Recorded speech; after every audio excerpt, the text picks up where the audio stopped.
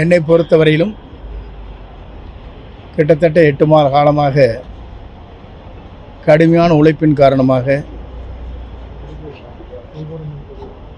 6 மாதத்திற்கு ஒரு முறை மருத்துவமனையில் கேஎம்ஜிஹெச்சில் மாஸ்டர் செக்கப் என்று சொல்லப்படுகிற அனைத்து சிகிச்சையிலும் சரியாக இருக்கிறதா என்பதை கண்காணிப்பதற்காகத்தான் ஆண்டுக்கு 2 முறை செய்வது வழக்கம். இப்போது 8 மாத காலம் ஆன அடிப்படையில் தங்கி அந்த அனைத்து பரிசோதனை செய்து முடிக்கப்பட்டிருக்கிறது.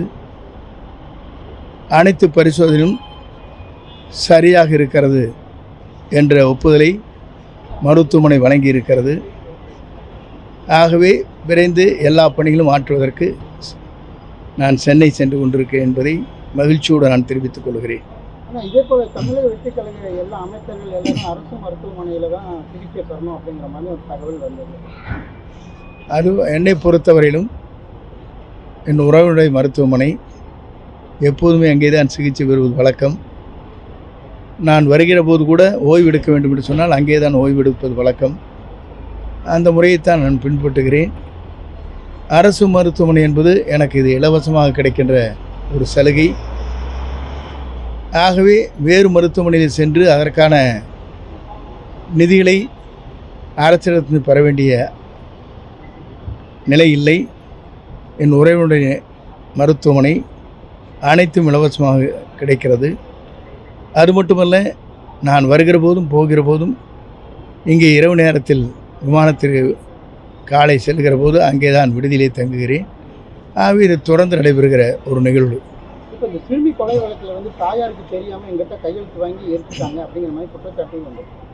அதை பற்றி நம்முடைய ஐஜி அவர்கள் தெளிவாக விளக்கங்களை சொல்லியிருக்கிறார்கள்.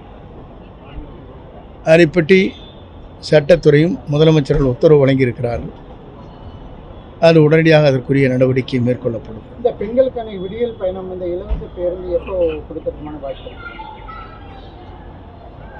திராவிட முன்னேற்றக் கழகம் எப்படி வழங்கினார் என்பது உங்களுக்கு தெரியும். எத்தனை வருஷம் கழிச்சு.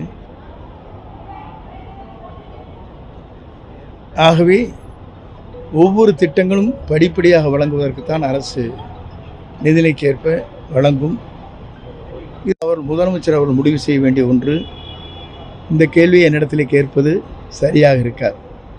திட்டங்கள் எல்லாம் எப்படி எல்லாமே அனைத்துமே முதலமைச்சர் அவர் முடிவிலே தான் முடிவு செய்வார்கள்.